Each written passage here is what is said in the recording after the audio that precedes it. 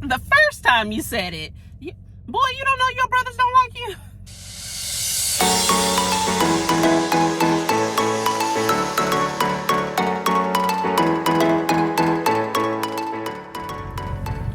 Hey guys, and welcome back to another True Thoughts Thursday, where I share some of my random thoughts as I'm going through this here faith journey.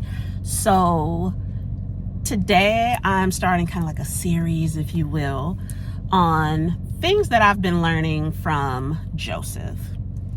So to give a little context of how we decided to land here, over the past maybe 2 weeks to almost a month, I've been getting a lot of messages, not only through sermons at church, but also having conversations with friends, random YouTube videos that I've watched, and even going through some of my old notes of certain themes. And the name that kept coming up was Joseph. So I'm thinking to myself, I'm like, self, what is it about Joseph that you need to be looking at, that you need to get together? And so I decided I'm gonna just go ahead and start doing more of a deep dive on the character.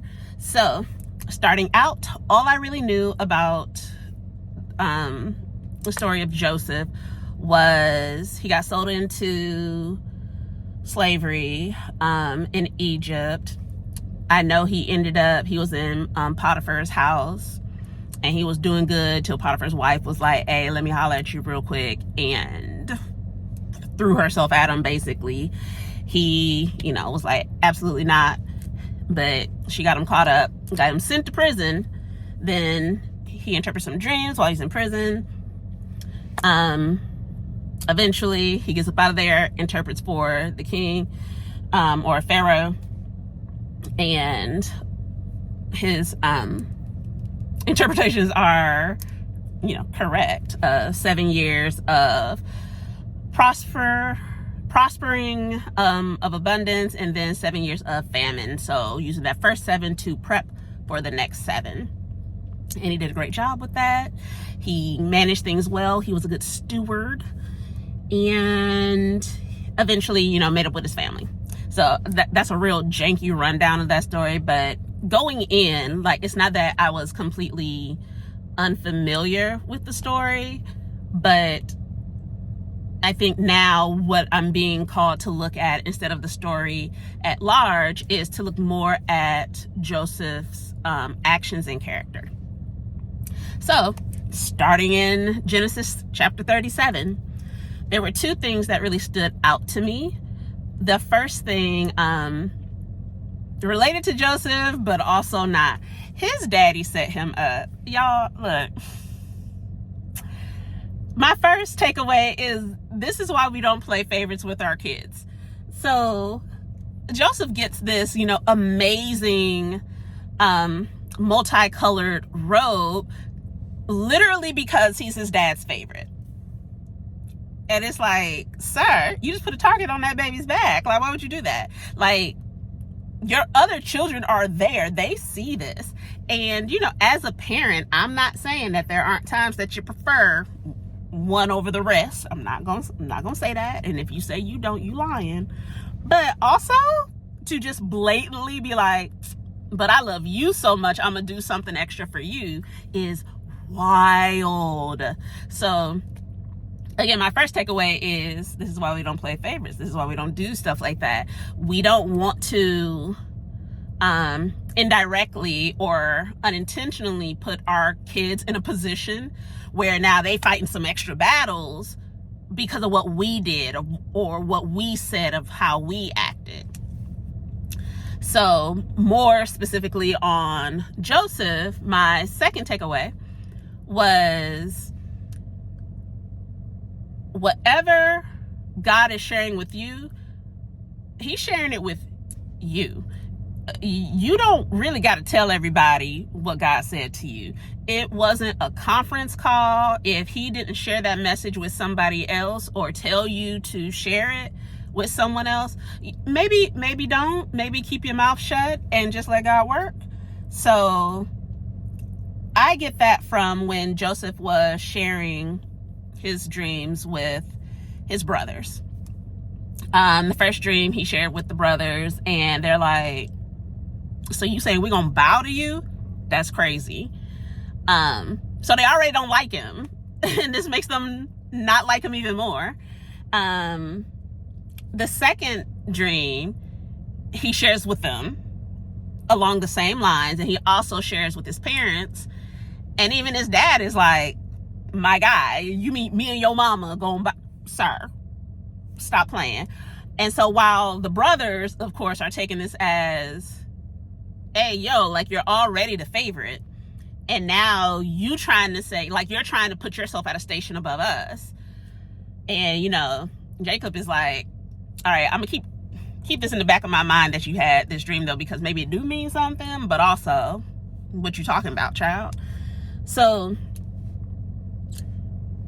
even though Joseph was not sharing it, from my understanding, with the intent of like bragging on, oh, you know what, I'm destined for great things, I'm gonna be ruling over y'all, like, I got all this going for me. I don't think that was his intent. Like, I think he genuinely just wanted to share what he dreamt about with his brothers. But also, when you saw how they received the first one, sir, you should have just, you should have stopped. You should have stopped there, because that, even though, you know what, there is a chance that they may have still done what they was about to do later anyway, but I feel like Joseph sharing this information just kind of egged them on. And again, I don't think it was his intent, but intent does not change impact. So you may have good intentions of sharing something, or maybe like you're excited and you want to share that with someone, but they may not be in a space where they can receive that, where they can celebrate you or celebrate with you, celebrate for you, or any of that. And so sometimes you just have to kind of keep it to yourself. Sometimes you have to keep it to yourself. I would say that this may be a case of, you got to use your discernment, but also the first time you said it, boy, you don't know your brothers don't like you. Like, I'm genuinely curious. Like, there's a part of me that's like, I wish I could just see what the interactions were like, because I'm like, did you not know they didn't like you? Or maybe he did, or maybe he knew that, okay, like, they're irritated by how, dad favors me, but it ain't that deep, it ain't that bad. And it's like, no, my guy, it was bad. It was bad. Like, the way they treat him coming up, you would definitely think that he was not related to them in any way, shape, or form, that he had done them all the wrong, destroyed everything that they had, took everything that they had, ruined their lives. The way they hated him. Like, me and my brother didn't get along a lot growing up, because, maybe we were just too close in age, because I know that works for some kids, but some of us it don't.